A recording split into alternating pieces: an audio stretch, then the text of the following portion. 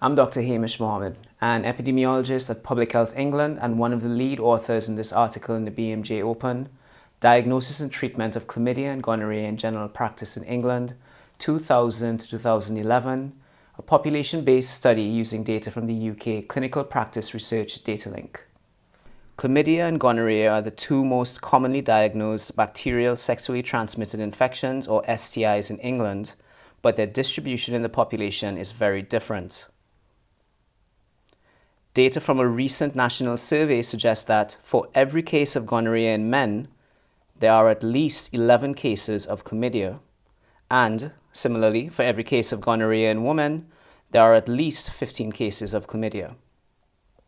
The treatment of both infections is through antibiotics which, in the case of chlamydia, are administered orally, and for gonorrhea are administered both with an injection and orally.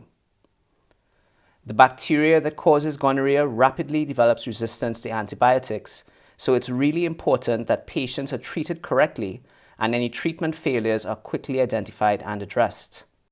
In our paper, we reviewed data for a 12-year period during which there have been major changes in the delivery of sexual health services in England. More specifically, we have reliable historical surveillance data on persons who attend specialist STD clinics at hospitals throughout England. However, with a major change in policy in the last decade, more people have been visiting their GPs for STI care, but as we do not routinely monitor this, we're not sure how this number has changed over time. We reviewed routine surveillance data from Public Health England for gonorrhea diagnosis from STD clinics and chlamydia diagnoses from our national screening program. To obtain the number of chlamydia and gonorrhea diagnoses made by GPs, we used data from the Clinical Practice Research Datalink, anonymous data submitted by GPs in England that provide care to 6.4% of the English population. From 2000 to 2011, the rate of chlamydia diagnoses increased significantly over time, peaking in 2007. Overall, considering data from all sources, GPs diagnosed between 9 and 16% of all chlamydia diagnoses made in England each year. On average each year, GPs treated 71% of people diagnosed with chlamydia at their practice, with the remainder likely referred to specialist sexual health services for care. Furthermore, of the patients treated by their GPs, over 90% were prescribed a recommended antibiotic for treatment of their chlamydial infection.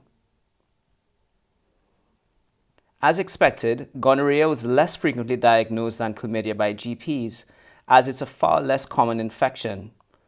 In this case, the diagnosis rate fluctuated over time from 2000 to 2011 with no significant trend. Overall, GPs diagnosed between 6 and 9% of all gonorrhea diagnoses in England each year.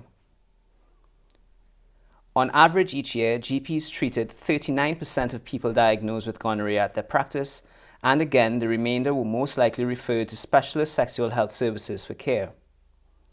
However, in this case, just 40% of these patients were prescribed a recommended antibiotic for treatment of their gonorrheal infection. This means that of every 5 people diagnosed with gonorrhea by their GP, 3 of them are given the wrong antibiotic. This is particularly concerning given the risk of developing antibiotic resistance. In summary, we reviewed data from our routine surveillance systems and supplemented it with data from GPs and found that many people visit their GPs for STI treatment and testing. Chlamydia is more commonly diagnosed than gonorrhea by GPs, and most cases are treated using the recommended antibiotic treatment. However, many patients with gonorrhea are not treated correctly, and it's vital that they're treated with the recommended first-line therapy to prevent the further emergence of antibiotic resistance. For further information, we encourage you to read the full article in the BMJ Open. Thank you for watching our video abstract.